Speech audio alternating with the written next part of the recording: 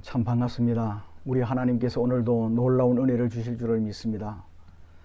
여러분은 하나님께서 여러분을 얼마나 사랑하시는지 그 하나님의 사랑에 대해서 얼마나 알고 계십니까? 가장 불쌍한 사람들이 어떤 사람이라고 생각하십니까?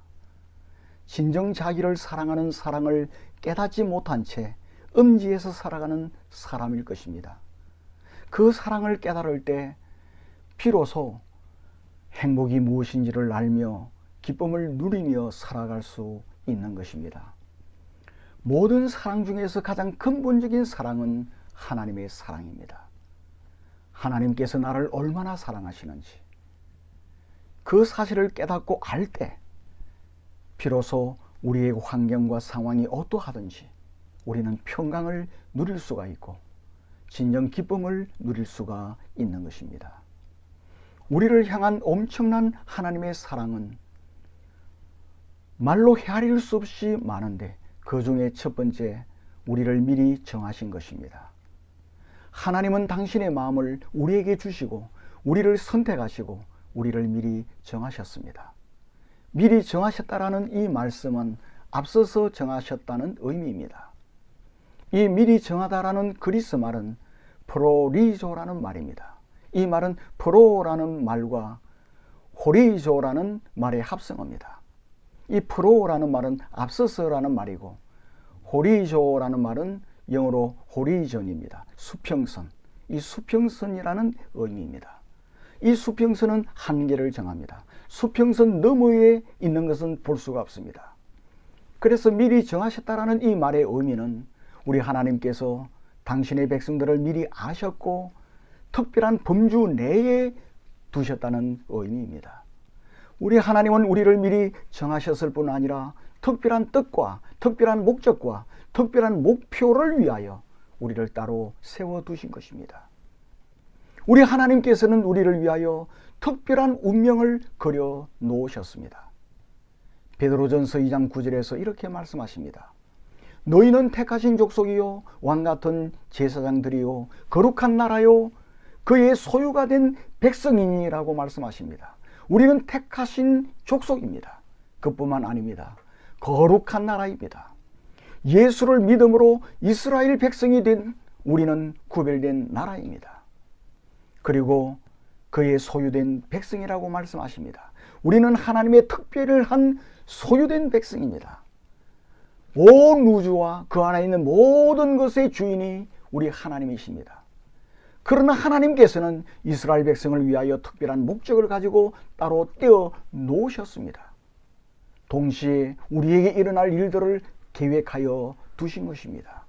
이것이 미리 정하신 것이라는 의미입니다.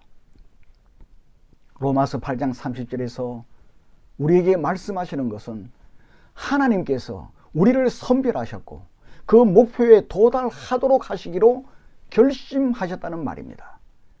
29절과 30절에서 미리 정하셨다는 말은 하나님께서 우리를 위해서 목표를 정하셨다는 의미입니다. 우리를 위하여 하나님께서 목표를 정하셨다는 의미입니다. 얼마나 큰 사랑입니까? 그리고 두 번째로 우리를 향한 엄청난 하나님의 사랑은 우리를 부르신 것입니다. 하나님께서 당신의 뜻대로 우리를 부르셨습니다. 우리는 유효한 부르심을 받았습니다. 유효한 부르심은 결코 변경될 수도 없고 취소될 수도 없는 부르심을 뜻합니다. 우리가 주의해야 할 것이 있습니다. 우리가 예수 믿는 그 믿음의 행위와 공로 때문에 구원받은 것이 아닙니다. 믿음은 하나님께서 우리를 의롭다고 선언하시는데 사용하시는 도구에 불과한 것입니다. 중요한 것은 무엇이 믿음을 갖게 하였는가 하는 것이에요. 우리의 힘과 의지로 믿음을 갖게 되었는가 아닌가 하는 것입니다. 고린도전서 2장 4절 5절에서 우리의 믿음이 사람의 지혜에 있지 아니하고 다만 하나님의 능력에 있다고 말씀하십니다. 우리의 믿음은 성령의 능력으로 오는 것입니다. 복음을 전하는 선교사님들이나 복음 전도자들을 통해서 복음이 수많은 사람들에게 보편적으로 전해집니다. 그러나 믿는 것은 오직 하나님의 택한 백성들에게만 허락이 되는 것입니다. 성령의 능력으로 우리를 깨우치셔서 믿게 하시고 우리가 생명을 얻게 하는 것입니다. 만일 성령으로부터 오는 능력이 없다면 아무도 예수를 믿을 수가 없습니다. 로마서 8장 7절에서 이렇게 말씀하십니다. 육신의 생각은 하나님과 원수가 되나니 이는 하나님의 법에 굴복하지도 아니할 뿐 아니라 할 수도 없음이니라. 육신의 마음, 이 세상 사람들의 마음은 하나님을 믿지 않을 뿐만 아니라 하나님과 원수된 상태입니다. 그러한 육신의 마음을 가지고 있는 것이 모든 세상 사람들의 본질이에요. 요한복음 1장에서 이 사실을 증명하고 있습니다. 빛으로 그리스도께서 인간의 몸을 입으시고 이 땅에 오셨지 않습니까? 그러나 세상은 어둠을 사랑했습니다. 빛을 믿지 않았습니다. 행위가 악함으로 빛보다 어둠을 더 사랑했습니다. 이것이 세상 사람들의 본질적인 모습입니다. 우리의 과거의 모습입니다. 우리 예수 그리스도께서는 니고데모에게 거듭 말씀하신 것이 뭡니까? 인간이 성령으로 거듭나는 것이 필수적인 일이라고 말씀하셨습니다. 우리는 성령으로 다시 태어나야 되고 위로부터 다시 나야 합니다. 그렇지 않으면 소망이 없다는 말이에요. 세상 사람들이 예수를 믿을 수 없는 것은 마귀 때문입니다. 이걸 알아야 됩니다. 고린도후서 4장 3절에서 인간의 힘으로는 도저히 이길 수 없는 막강한 힘을 가진 마귀에 의해서 우리의 눈이 멀었었다고 말씀하고 있습니다. 마귀는 세상 사람들이 예수 믿는 것을 허락하지 않습니다. 누구든지 예수를 믿으려고 하면은 눈을 멀게 하는 마귀를 결박하는 능력이 필요합니다. 그런데 우리 인간에게는 그런 능력이 없습니다. 성령 하나님께서 마귀를 결박하셨습니다. 마귀를 무력화시킨 거예요. 그러므로 하나님께서 불러주신 우리를 위해서 마귀를 결박하여 무력화시켰기 때문에 우리가 예수를 믿게 된 것입니다. 하나님의 은혜요 하나님의 사랑입니다. 그런데 놀라운 것은 그리스도인의 수가 적다는 겁니다. 누구나 다 믿는 게 아닙니다. 그 이유는 뭡니까? 모든 사람은 하나님과 원수로 태어나기 때문입니다. 하나님에 관한 것을 어리석은 것으로 여깁니다. 그러한 사람으로 태어나는 거예요. 이러한 우리에게 성령 하나님께서 역사하셔서 우리 영혼 속에 새 생명의 씨를 놓으셨습니다. 그 결과 우리는 진리를 보기 시작한 것입니다. 더 나아가 하나님의 말씀인 진리를 소원하게 된 것이에요. 전에 미련하게 여겼던 것을 보배로운 것으로 여기게 되었습니다. 우리 심령 속에 기적이 일어난 것입니다. 전에 부끄럽게 여겼던 것이 이제는 자랑스럽게 여기게 됩니다. 전에는 성경을 부끄러워서 가방 속에 넣어 다녔습니다마는 이제는 이 성경을 모든 사람이 볼 수 있도록 들고 다니는 것입니다. 이것이 바로 성령께서 역사하는 방식입니다.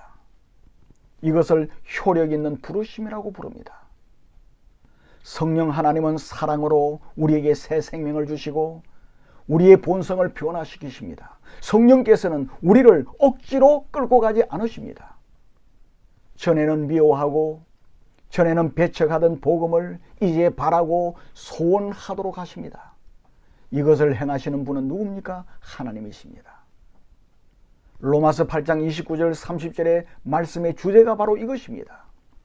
사도행전 13장을 보면 사도 바울은 비시디아 안디옥에서 설교를 하였습니다. 그런데 어떤 사람을 믿었고 어떤 사람은 믿지 않았습니다. 복음을 배척하는 사람도 있었습니다. 바울을 핍박하는 사람도 있었습니다.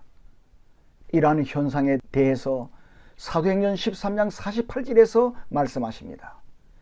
영생을 주시기로 작정된 자는 다 믿더라.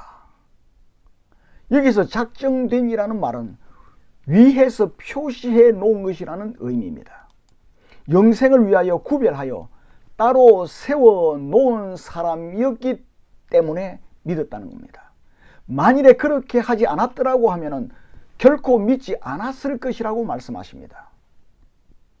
바울이 빌립보에서 여인들이 기도하는 기도 모임에 갔습니다. 바울은 그 여인들에게 가르치기 시작했습니다. 많은 여인들 중에 유독 루디아라고 하는 여인이 말씀을 받아들였습니다. 사도행전 16장 14절에서 그 이유를 말씀하십니다. 주께서 그 마음을 열어 바울의 말을 청종하게 하셨기 때문이라고 말씀하십니다. 믿음뿐만 아니라 회개까지도 하나님의 선물입니다. 나를 사랑하셔서 불러주신 하나님의 사랑으로 인하여 예수 믿게 되었음을 항상 감사하는 여러분 되시기를 바랍니다. 그리고 우리를 향한 엄청난 하나님의 사랑 세 번째는 우리의 전적인 부패를 알게 하신 것입니다. 세상 사람들이 가장 싫어하는 것, 그게 뭡니까? 자기가 죄인이라는 말을 듣는 것입니다. 불신자들은 인간의 본성이 부패되고 왜곡되었다는 말을 가장 듣기 싫어합니다. 세상 사람들은 자신을 믿고 자기는 훌륭한 사람이며 할 수 있다고 말할 때 모든 것을 할 수 있다는 말을 듣기를 소원합니다. 그러나 성령께서 우리에게 역사하시면 그러한 교훈을 미워하게 됩니다. 오히려 전적으로 우리 인간은 전적으로 부패했다는 것을 알고 받아들이게 됩니다. 그 말씀이 사실이라는 것을 깨닫게 됩니다. 그리고 기독교의 구원만이 우리를 죄와 사망과 마귀의 노예됨의 비참함에서 건진다는 것을 알게 됩니다. 우리의 의라고 생각한 것은 더러운 걸레와도 같다는 것을 깨닫게 되는 것이에요. 그러므로 우리는 의롭다함을 얻는다는 말의 의미를 분명히 알아야 됩니다. 의롭다함을 얻는다는 것을 칭의라 그러죠. 칭의. 누구든지 예수를 믿음으로 말미암아 의롭다 하심을 얻었습니다. 이 의롭다함을 받았다는 칭의는 법정에서 사용되는 용어입니다. 법정에서 의롭다고 선고하는 거예요. 너는 죄가 없다, 그렇게 선고하는 겁니다.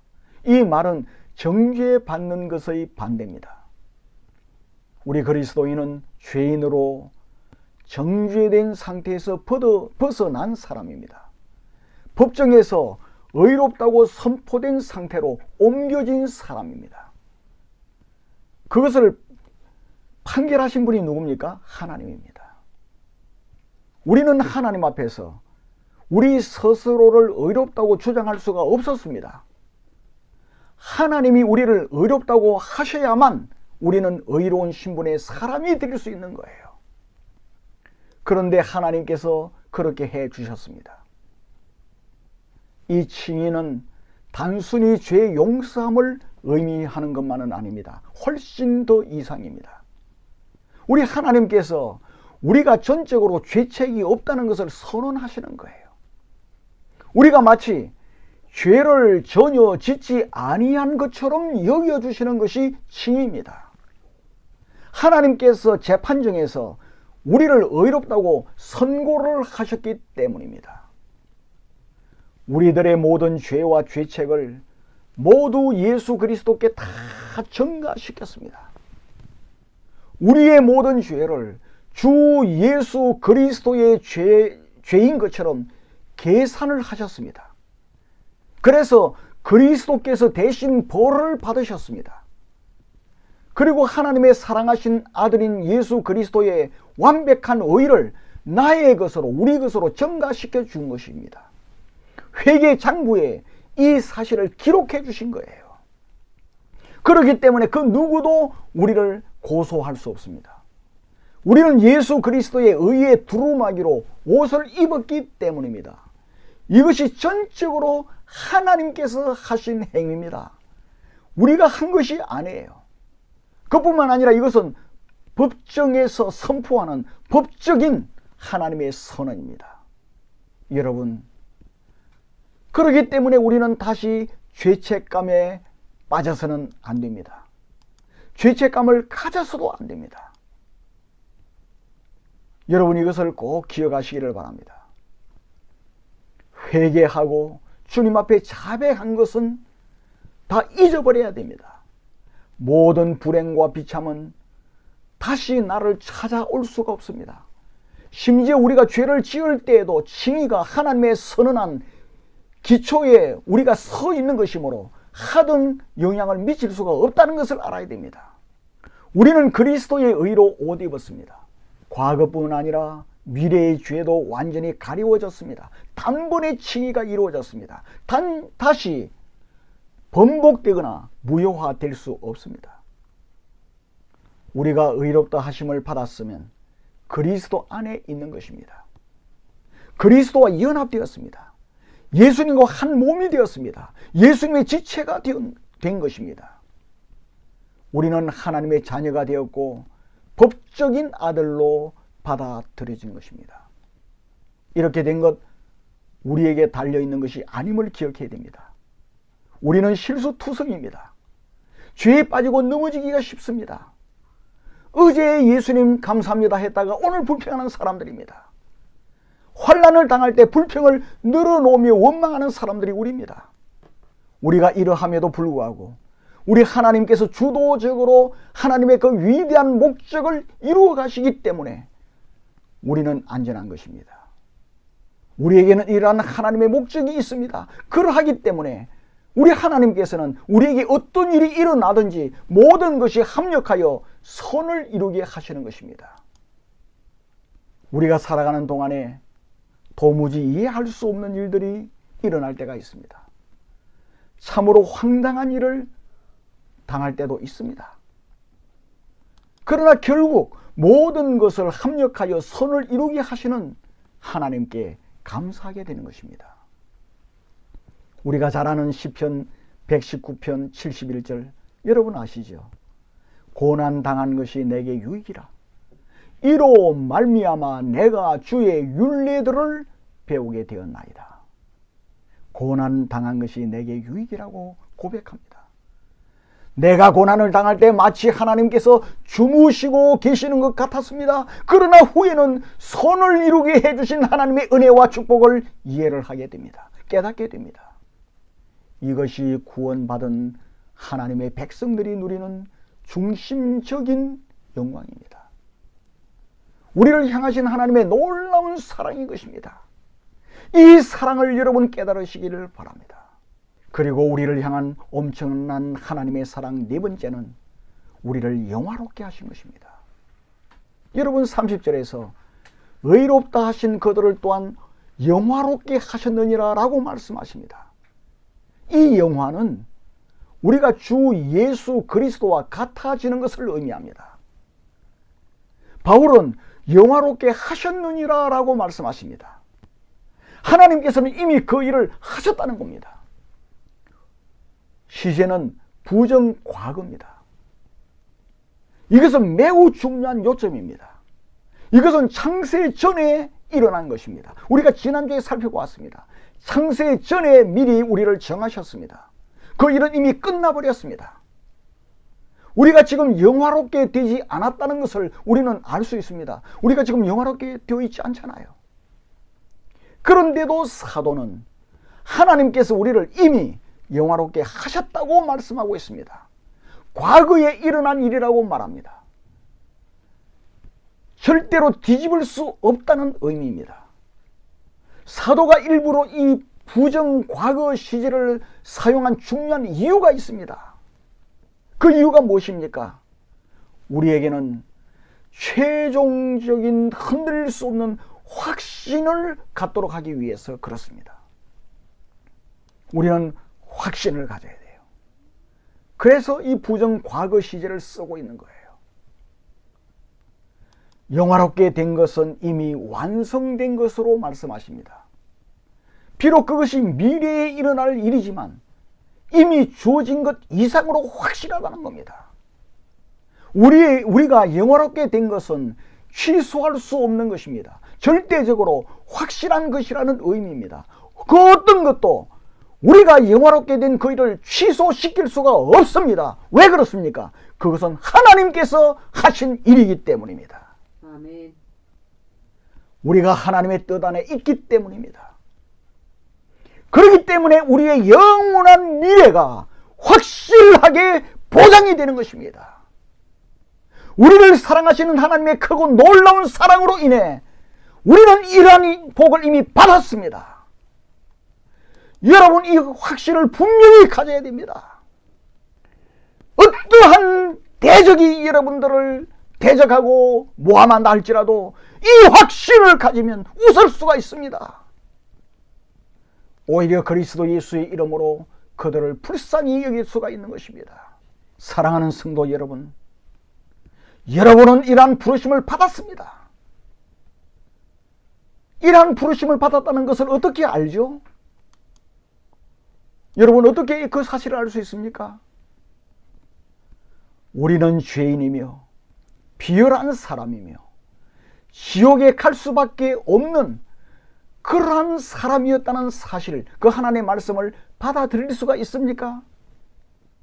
하나님의 아들이 여러분의 죄를 위해 하신 일이 아니었다고 하면 나는 아무런 소망이 없는 지옥 자식임을 여러분 시인할 수 있습니까?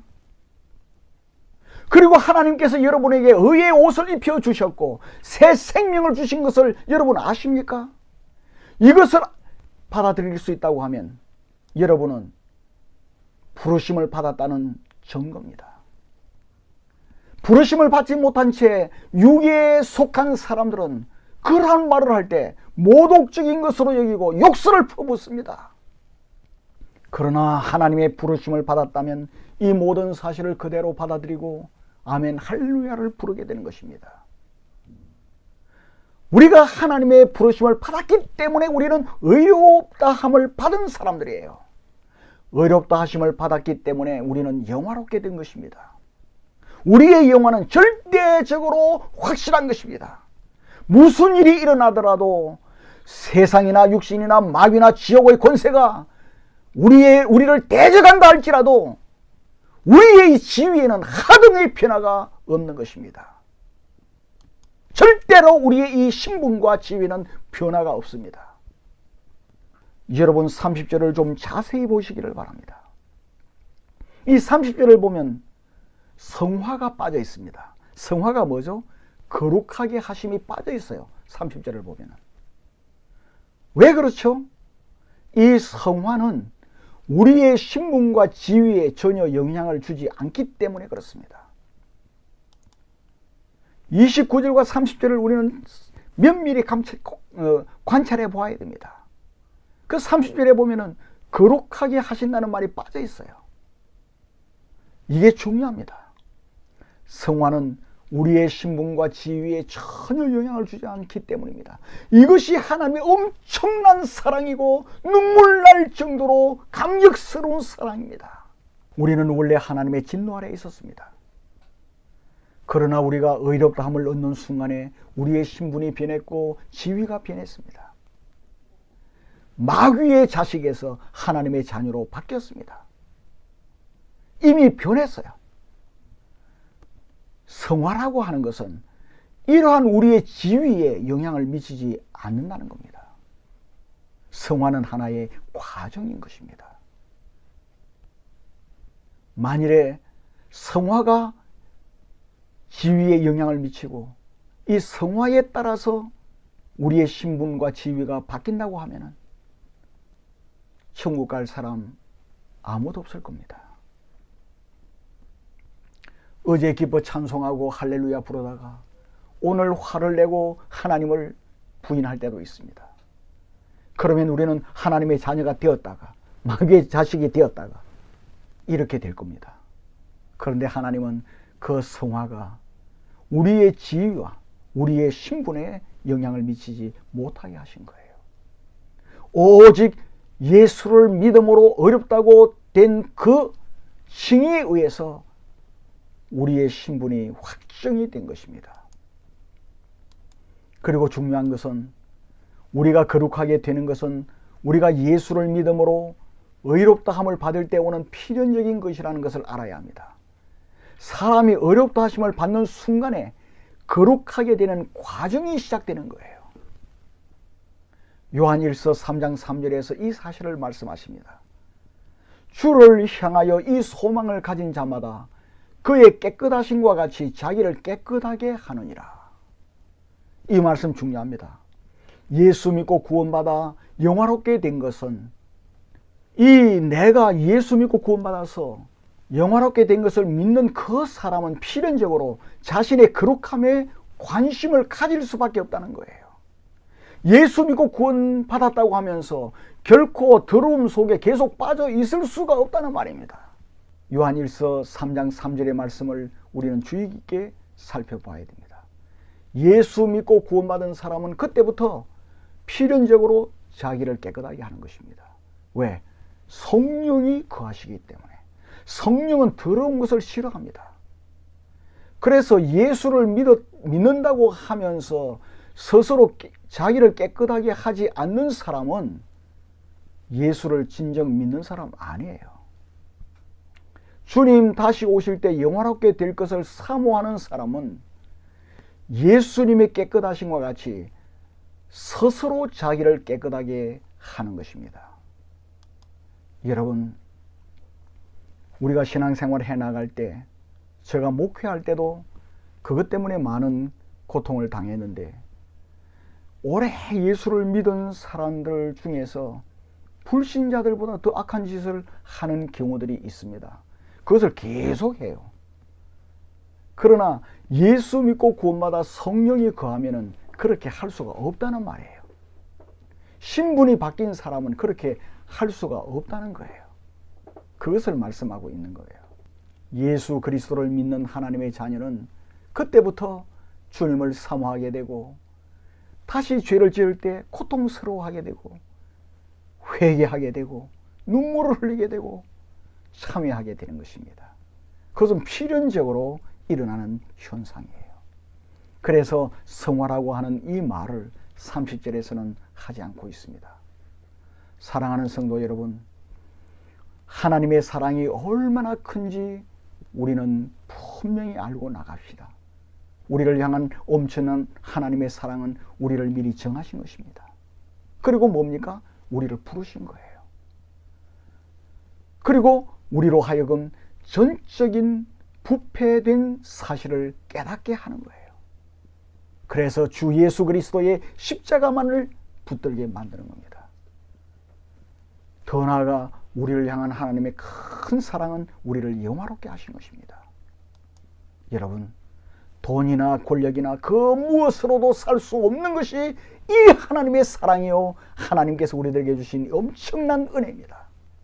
우리는 이미 가장 큰 복을 받았습니다. 이미 가장 큰 사랑을 받았습니다. 지금도 받고 누리고 있습니다. 이것을 그 누구도 빼앗을 수 없습니다. 이러한 하나님의 사랑 안에 있다는 사실을 믿고 감사하며 살아가는 우리 모두가 되기를 주님의 이름으로 축원합니다.